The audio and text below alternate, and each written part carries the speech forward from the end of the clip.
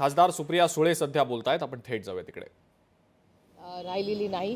देशामध्ये अस्वस्थता झालेली आहे की नक्की महाराष्ट्रात चाललंय काय, आणि ह्या केसबद्दल, या हत्येबद्दल दिल्लीमध्येही प्रचंड चर्चा सुरू झालेली आहे. आणि त्याच्यामुळे महाराष्ट्राच्या सरकारने ऑफिशियली येऊन एक ऑफिशियल पारदर्शक खरं स्टेटमेंट महाराष्ट्राला देण्याची गरज आहे.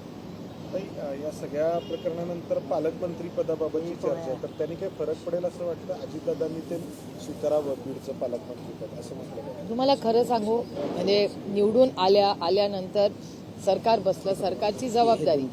मी पालकमंत्र्यांची एवढी चर्चा आयुष्यात पहिल्यांदाच इतक्या पाहिजे. मी अनेक वर्ष सत्तेच्या जवळ राहिलेले आहे. आदरणीय पवारसाहेब महाराष्ट्राच्या मायबाप जनतेमुळे गेले 6 दशक राजकारणात आणि समाजकारणात आहे. ते 1 नाही 4 वेळा मुख्यमंत्री राज्याचे होऊन गेले. केंद्रात अनेक वर्ष मंत्री राहिले, पण पालकमंत्र्याबद्दलची एवढी चर्चा मी खरंच कधी ऐकलेली नाही. त्यामुळे मलाही आश्चर्य वाटतंय की हे पालकमंत्री असणं हे एवढं, म्हणजे कॅबिनेट मंत्र्याच्या वरती कॅबिनेट पालकमंत्रीपद झालंय अशी परिस्थिती झाली. म्हणजे हे आयलंड्स, म्हणजे छोटे छोटे असे एरियाज ब्लॉक करून चालवणार आहे काय राज्य? हे राज्याच्या हिताचं नाही. मी खूप टीका म्हणून सांगत नाही, मी त्या सरकारमध्ये असते तरी माझं तेच मत असतं की काही गोष्टी सॅक्रोसॅन्ट असल्या पाहिजेत, त्या राजकारणाच्या बाहेर जाऊन असल्या पाहिजे. आणि ॲडमिनिस्ट्रेशन, महाराष्ट्राची ओळख ही ॲडमिनिस्ट्रेशनबद्दल, म्हणजे उत्तम प्रशासक म्हणून आपली ओळख जर महाराष्ट्रात असेल, देशात असेल, तर मग हे पालकमंत्री पद, त्याची रचिकेच, आणि हे शब्द माझे नाही आहेत, ते तुमच्या चॅनलवर मी ऐकते. त्याच्यामुळे मला आश्चर्य वाटतं, एवढा मोठा मॅन्डेट मिळाल्यावर सगळे कामाला लागतील आणि महाराष्ट्रात काहीतरी चांगलं, कारण का लोकांनी एवढा विश्वास या सरकारवर दाखवलाय. सरकार स्थापनेला उशीर, त्याच्यानंतर मंत्रीपद, मंत्र्यांचे ऑफिसेस किंवा म्हणजे मंत्र्यांनी जाऊन चार्ज पण घेतला नाहीये 100%, कॅबिनेटला 100% हजेरी नाही, आणि त्याच्यानंतर पालकमंत्री पदावर पालकमंत्री, पालकचा अर्थ काय? म्हणजे गार्डियन, जो आपला पालक असतो तो आपले आई वडील, आपला प्रोटेक्टर असतो. आता त्या पालकमंत्र्याबद्दल एवढी चर्चा होते, हे खरं तर म्हणजे मला आश्चर्य वाटतं. आणि मला नाही वाटत बाकीच्या राज्यांमध्ये अशी चर्चा मी कधीच ऐकलेली आहे, कारण का अनेक राज्यांमध्ये आम्ही या गोष्टी फॉलो करत असतो.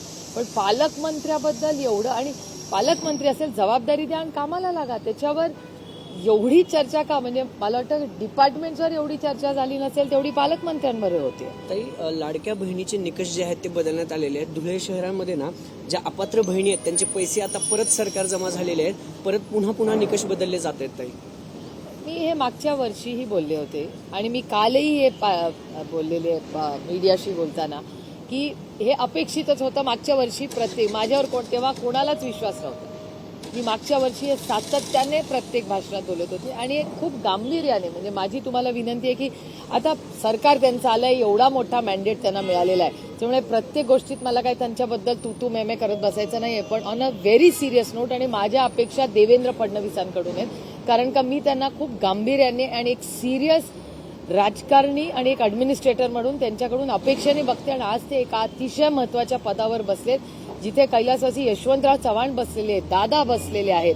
त्याच्यामुळे एवढं मोठं नेतृत्व घेतलं, त्या जागेवर आज देवेंद्रजी बसलेले आहेत. त्यामुळे फक्त टीका करण्यासाठी मी नाही हे बोलत आहे, पण महाराष्ट्राचं फिस्कल डेफिसिट आणि 2 दिवसापूर्वी आलेला रिझर्व्ह बँक ऑफ इंडियाचा फिस्कल डेफिसिट रिफॉर्म्सचा कागद, एवढा मोठा रिपोर्ट येतो, तो प्लीज तुमच्या चॅनल्समध्ये जे तज्ज्ञ असतील, इकॉनॉमिस्ट असतील, अर्थकारण ज्यांना माहिती असेल, असे एक्सपर्ट्स असतील, त्यांना जरूर तो दाखवा, त्याची बातमी करा. कारण कधीतरी पॉलिसीवर आपण सगळ्यांनी चर्चा केली पाहिजे.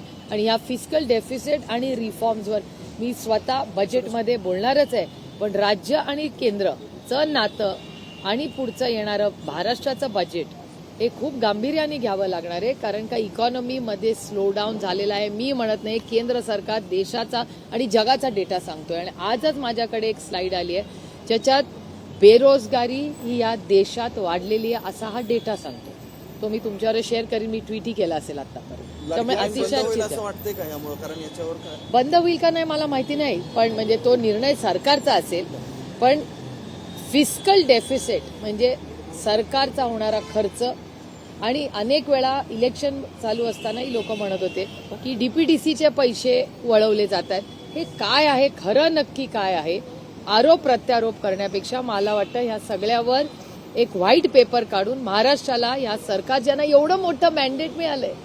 पण ताई सरकार ज्यावेळेस गव्हर्नमेंट म्हणजे इलेक्शन्स होते ना, सरसकट सगळे फॉर्म स्वीकारले गेले, सगळ्यांना ते अवेलेबल करण्यात आलं, पण आता निकष का बदलले जात आहेत? कारण सरकार त्यांचंच आहे, आधी पण त्यांनीच ते सगळं केलं. याचं उत्तर तुम्हाला सरकारला विचारायला हवं लागेल आणि सरकारला उत्तर द्यावं लागेल. कारण का एवढा बजा फसवणूक आहे असं वाटतंय का? कारण आताच पैसे तुमच्या प्रश्नातच माझं उत्तर आहे. ताई, तुम्ही म्हटलं पण मला असं वाटतं की हे सरकारनी याचा पूर्ण डेटा काय धोरण करणार आहे हे पॉलिसी लेवलला म्हणजे सांगितलंच पाहिजे ना मायबाप जनतेला.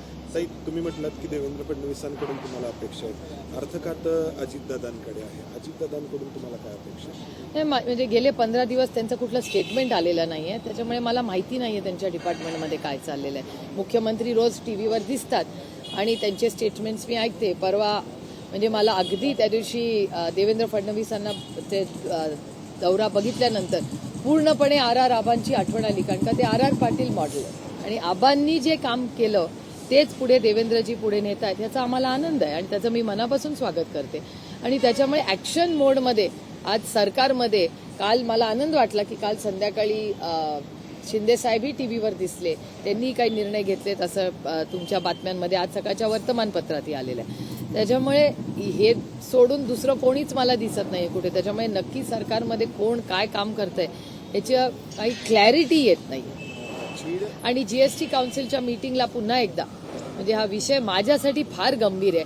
लोक खूप कदाचित ते लाईटली घेत असतील, मला माहिती नाही, पण जीएसटी काउन्सिलच्या मीटिंगलाही महाराष्ट्राच्या सरकारने कोण गेलं, काय मुद्दे सरकारने मांडले हे आम्हाला कळलेलं नाही. आणि मी हे टीका म्हणून म्हणत नाही, मी पुन्हा सांगते की काही गोष्टी अशा आहेत ज्या खूप गांभीर्याने या देशाचं राज्याचं बजेट, आता 1 तारखेला देशाचं बजेट येणार आहे, आमच्या राज्यातल्या आम्ही काय दिल्लीला तुम्ही आम्हाला निवडून पाठवता महाराष्ट्राचे प्रश्न मांडण्यासाठी.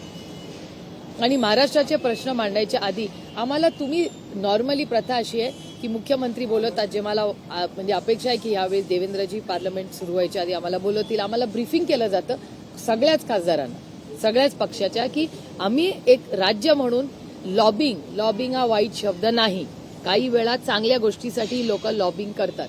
तर सगळ्या 48 खासदारांनी मिळून महाराष्ट्राचे काही प्रश्न राजकारण बाजूला ठेवून मांडले पाहिजेत.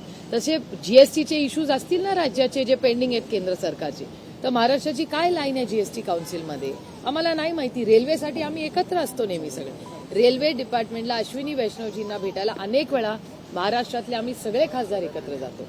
अनेक वेळा नॅशनल हायवेचे इश्यूज असतात, त्याला गडकरी साहेबांना आम्ही भेटायला सगळे एकत्र जातो. तेव्हा आम्ही पक्षपात करत बसत नाही. आम्ही महाराष्ट्राच्या वतीने महाराष्ट्राच्या 48 खासदार एकामेकाशी चर्चा करतो, गप्पा गोष्टी करतो, डिस्कशन करून रेल्वे असेल, मोठे इन्फ्रास्ट्रक्चर इश्यूज असतील त्याच्यासाठी आम्ही एकत्र उभे राहतो.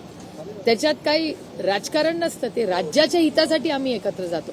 तसेच फायनान्सचे काही इश्यूज असतात. अनेक वेळा चर्चा होते की जीएसटीचे पैसे आले नाहीत किंवा जीएसटीमध्ये बदल झाले पाहिजेत.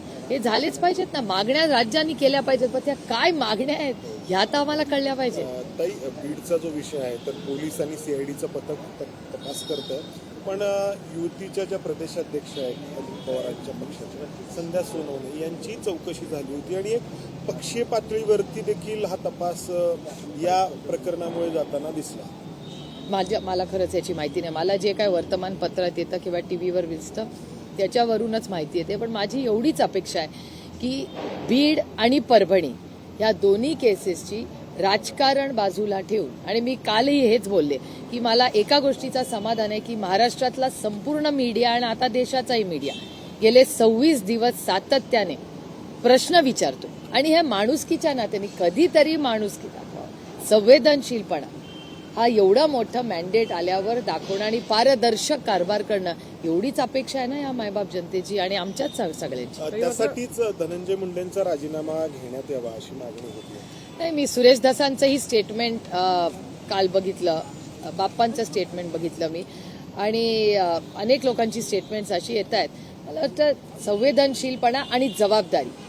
सत्ता ही काय फक्त मिरवायची गोष्ट नसते, सत्ता ही एक सेवा आहे. लोकांच्या आयुष्यात, मायबाप जनतेच्या आयुष्यात एक चांगला बदल घडवण्याची ती संधी आहे. आणि एवढी जर कॉन्ट्रोवर्सी चालली असेल, स्थानिक मीडियावरच्या लोकांची काही मागणी असेल, तर जो योग्य आणि संवेदनशील निर्णय असेल तो महाराष्ट्राच्या माननीय मुख्यमंत्री आणि त्यांच्या मित्रपक्षांनी घ्यावा. काही मात्र या प्रकरणामध्ये जे वाल्मिक कराडांवरती आरोप होत आहेत त्यांचे फोटो नेत्यांसोबतचे सातत्याने दिवसेंदिवस ट्विट केले जातात. मग ते शरद पवार साहेबांचा पण फोटो माझ्या बरोबर पण आहे ना. हा म्हणजे पण आज अमोल मिटकरींनी त्यांचा बजरंग सोनवणे सोबतचा फोटो ट्विट केला आणि ते म्हणतात की काय चाललंय नक्की काय कळायला मार्ग नाही. आणि आमचे जुने फोटो आहेतच ना, एका पक्षातच होतो आणि आम्ही कधी डिनाय केले. म्हणजे माझा तर आमच्या घरातला बाहेरच्या बाल्कनीतला फोटो आहे जो मला लक्षातही नाही, पण तो आलाय.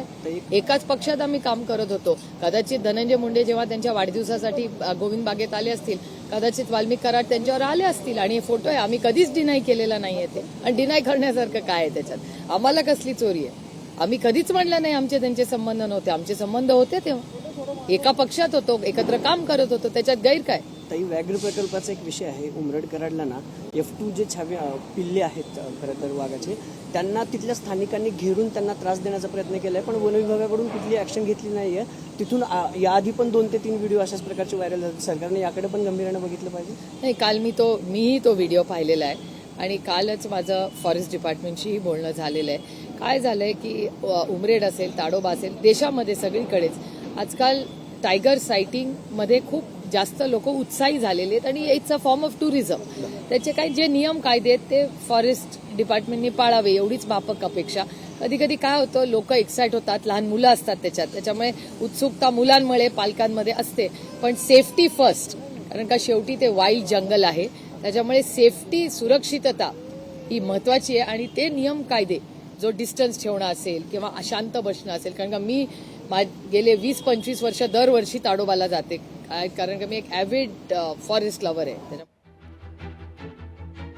तर खासदार सुप्रिया सुळे यांनी अनेक महत्त्वाच्या मुद्द्यांवर भाष्य केलेलं आहे. माजी मुख्यमंत्री देवेंद्र फडणवीस यांच्याकडनं अनेक बाबतीत काही महत्त्वाचे निर्णय घेण्याच्या अनुषंगानं अपेक्षा आहे असं सुप्रिया सुळे म्हणतायत. त्यामुळे देवेंद्र फडणवीस महत्त्वाच्या पदावर आहेत, मुख्यमंत्री पदावर ते आहेत. त्यामुळे अनेक गोष्टींच्या अनुषंगानं, राज्यातल्या महत्त्वाच्या मुद्द्यांच्या अनुषंगानं त्यांच्याकडून काही महत्त्वाचे निर्णय घेणं अपेक्षित असल्याचं सुप्रिया सुळे म्हणतायत.